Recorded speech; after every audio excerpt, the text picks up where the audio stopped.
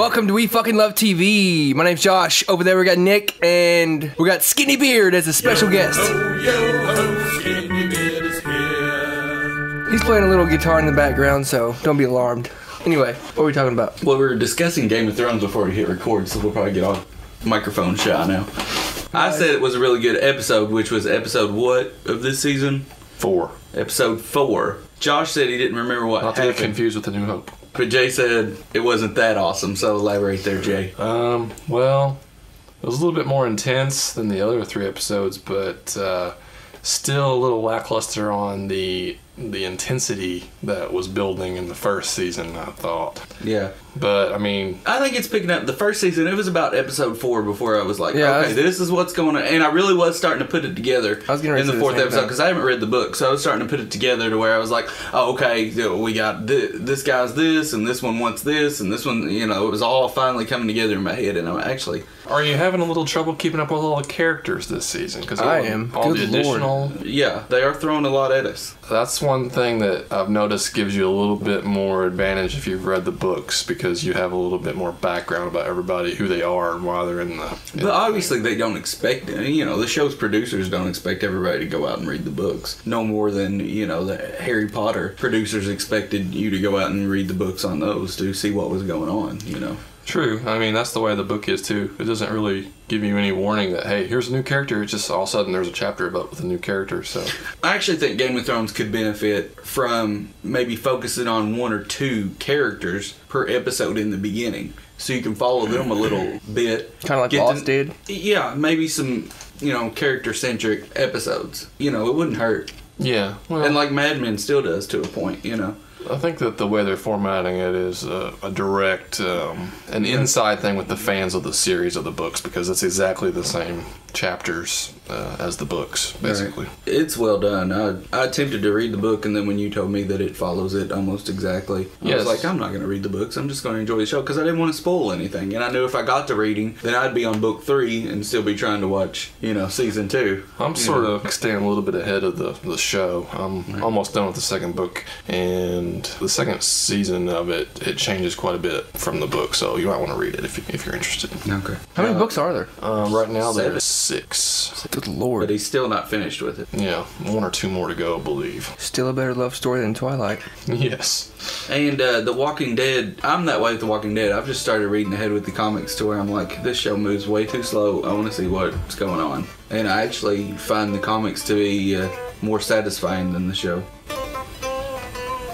Not read any of those. They're good. And But, they're quick, man. I'm sure you guys have already talked about The Walking Dead. Oh, yeah. We can hit on it.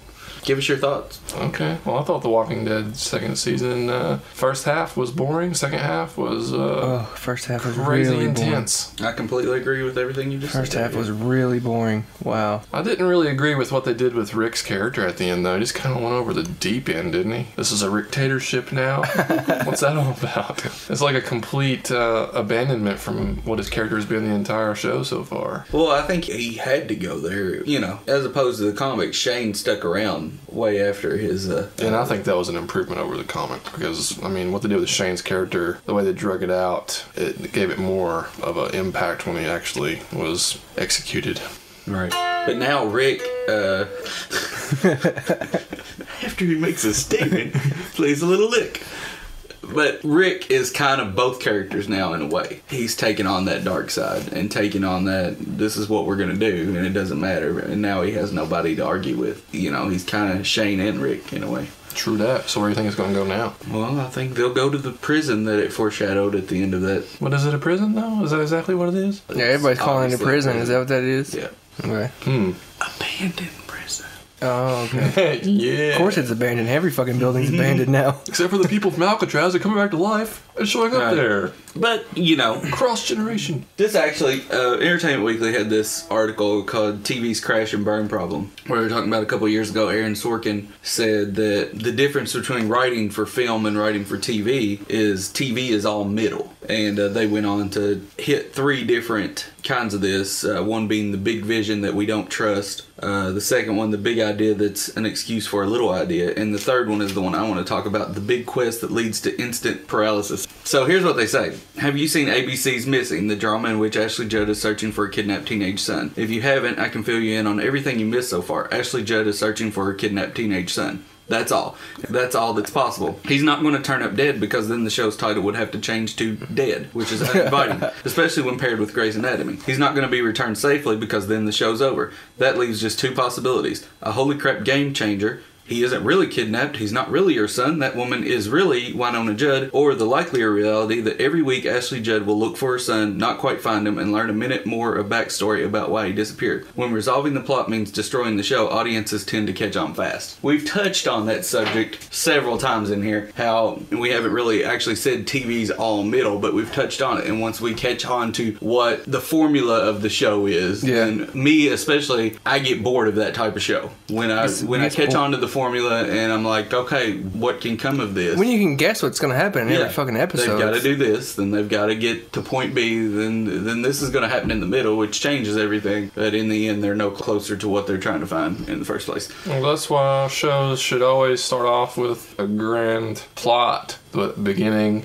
middle, and end. Like, I think that several shows are starting to try that to see how it works, and especially pay-per-view channels like HBO and Showtime. Those are more plot-driven stories than idea-driven. My biggest problem is when they obviously have no idea outside of, we created some characters and we created a world and it's going to go like this. That's my biggest problem, is when it doesn't go anywhere. And I was actually surprised to read that article, and it's a really good article, but it goes on to talk about that. What magazine is that in? Entertainment Weekly. Okay. And, we've discussed that several times in here, how, if you don't know where you're going and the audience catches on to that, Which is what you thought was wrong with Lost.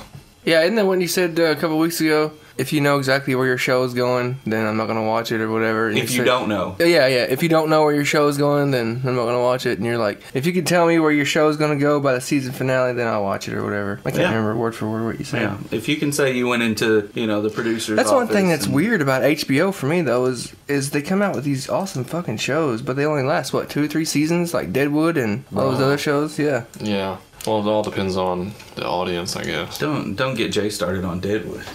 Hey, I seen that show. Crying. Yeah. I loved Deadwood. Those people backed out of their plan of making the movies. They had to be drug out and beat with their own kneecaps. Cocksucking kneecaps. Yes, exactly. The most effective use of the word cocksucker ever in fiction. Oliphant was like, fuck this, I'm going to go to FX. And he's doing well there. Yes. Great show. Justified, isn't He it? should come back and do another episode on The Office. I'd like to see that. I did like that as well. I enjoyed seeing David Wallace last week on The Office. I like that episode, though. Yeah, it was okay one. The week before was amazing, where Andy punched the wall again. Yes. Out of anger.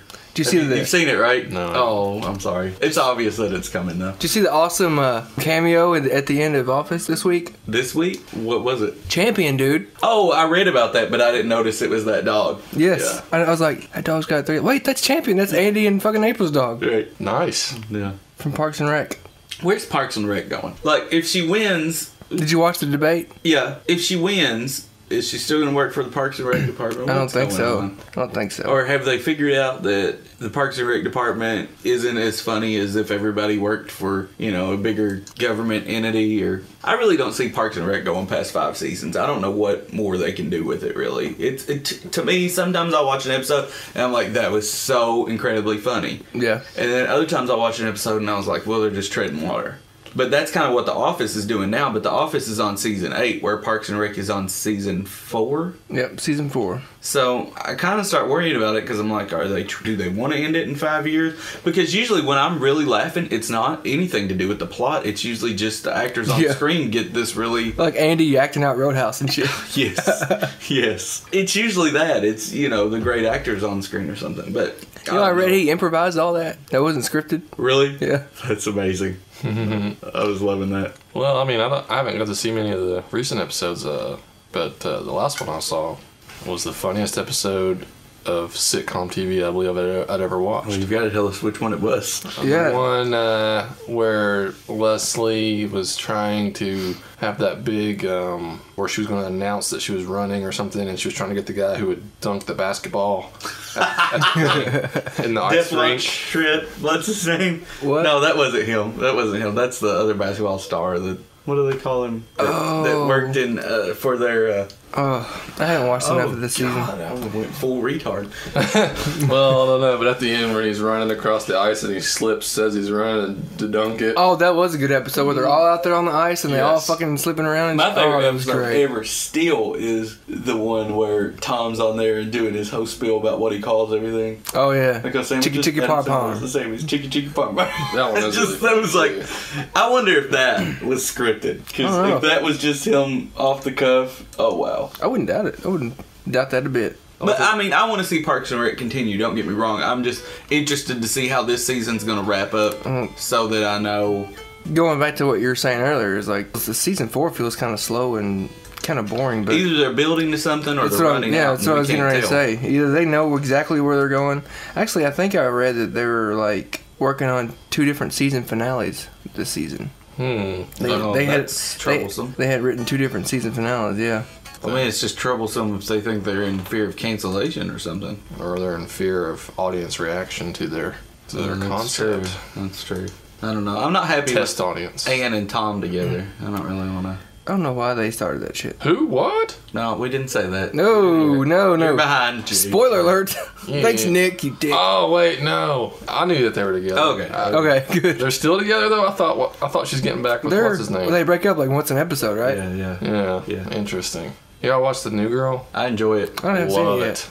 I mean, I won't say it's the greatest sitcom ever or whatever, but I get so many laughs that I don't even see coming just from the dialogue. The dialogue is so funny in that. Yeah. There's so many funny bits in there. Yes. I mean, at least once an episode, you're gonna laugh until your stomach hurts. I mean, that's Yeah. the kind of writing I like. Right Yeah. there. I mean, just what are their names? Like, there's. Jess is the main character. Yeah, she's. Yeah. And then Jess. there was Who's that girl? there was Coach, but he got replaced by what's his name? Schmidt. Schmidt. I love Schmidt. Oh my god. But is the other guy. hilarious. What's his name? He's my favorite. He gets the best lines. He does usually get really awesome lines. I can't think of his name right now either. I'm drawing a blank. You know, it's a good 25 minutes to just spin around watching. I might have to TV. start watching that. I only started, like, Jay was talking about it online. It was like episode 9 or 10 is when I started. So I guess I'll go back. It's a show that I would actually buy the DVD set just to sit around and, you know, like you do with friends or I'll plan on buying that something one. and just sit around and just keep it going. I mean, you know, what's her name? Zoe Deschanel. She always seems to play like the exact same character and everything. But it really works for this show. It does. I actually saw a repeat of a show I hadn't seen. It was like episode 7 or 8, where she's trying to figure out how to have sex, and it was a really, really funny one. Like, she bought this outfit she couldn't get out of, and Oh, that's yeah. she was like she's doing trying a to, voice. she's trying to have a one night stand because Yeah. she just wants to have a one night stand like Schmidt. Yeah. No, this was that guy. The guy from the computer commercials. He's a Mac. When she's with him, it's not a one night stand. Like, I must have missed that one. I didn't see that one. well, nobody knows what I'm talking about, but it's a really good episode. That geeky fucker from the PC Mac Oh, commercials? it's so funny. Or are you So talking funny. about Justin Long? Justin Long? Thought I was on to something there. All right, so we want to hit on anything else here? Hey, look, Wilson Phillips has a show. It's called Still Holding On. Could have guessed. We're trying to get every dollar out of Bridesmaids we possibly can. We're gonna milk Bridesmaids until the others are dry. Who's milking that? I mean, really? I haven't noticed. The TV Guide channel. Oh, okay. Well, Why are they fucking coming out with shows? For real. Oh, well, Carney probably has to get another band put on her second stomach. Oh. We could put that one on the death clock. That should. That show? Okay. I give it 6. Unless it already has a 7-episode commitment. They've got 8 shows. Okay. I give it 8. Nailed it. It's not going anywhere. After the 8th episode. Yeah. I'll tell you a show that should be canceled is that Whitney Cummings show. Oh. Wait, Oh my god. Every other episode would go. Yeah. How many episodes of that did you watch, Josh? Whitney? Yeah. 1. Because I was forced to watch it. I gave it 2. And when she went for the, I'm going to dress up like a sexy nurse, and then he hit his head trying to get to the bedroom and knocked himself out, I was like, yeah. There's no new ideas here. right. But I mean, at least you got to see her dress up like a sexy nurse. That's true. You can watch that, repeatedly on slow. And that's what they were going for, probably. Yeah, which is fine. I do want to... Have we already talked about Don't Trust the Bitch in Apartment 22? I was thinking about watching that because I love me some Kristen Ritter. I watched the first 2 episodes. Third one, by the time this is aired, it's probably already been on. But it's actually really funny. It's not as funny as New Girl in that way, but there are a lot of fun jokes in it, and James Vanderbeek is in it, and he plays like a heightened version of himself. It really makes me laugh. It's really, he does play himself. It's a really good show. Like if you watch Modern Family, it either comes on after it. I think it comes on after it. Just stick around and watch it. I mean, it's worth 20 minutes to sit there and watch that too. Yeah, you're not fucking doing anything anyway. Yeah, just watch them both together. Enjoy yourself. Actually, save New Girl from Tuesday on your DVR. Watch Modern Family, Don't Trust the Bitch in Apartment 23, and then, I think I said 22 earlier, it's obviously 23. And then watch New Girl and just have a nice little hour and a half of comedy there. Enjoy yourself. Treat yourself. Treat yourself. And keep looking for the sequel to Dr. Horrible's Sing-Along Blog, which is supposed to be being made right now. Oh, yeah? Yeah. I'm out of that one, I have no clue. I know of it, but I've never watched it. You've never watched Dr. Horrible? Oh my gosh, you gotta download that. Like, watch it all or just the sing-along? It's only one thing. It's like okay. 15 minutes long. I will watch it. 15 minutes, I can give it that. Yeah, you'll love it. Alright. You will love it. Is that a wrap? Yep, let's wrap it up. Alright. Jay, you want to add anything? Peaches. Peaches. We'll send that out to Peachy on the bus back in the day. Oh, Peachy. Thought you were a boy.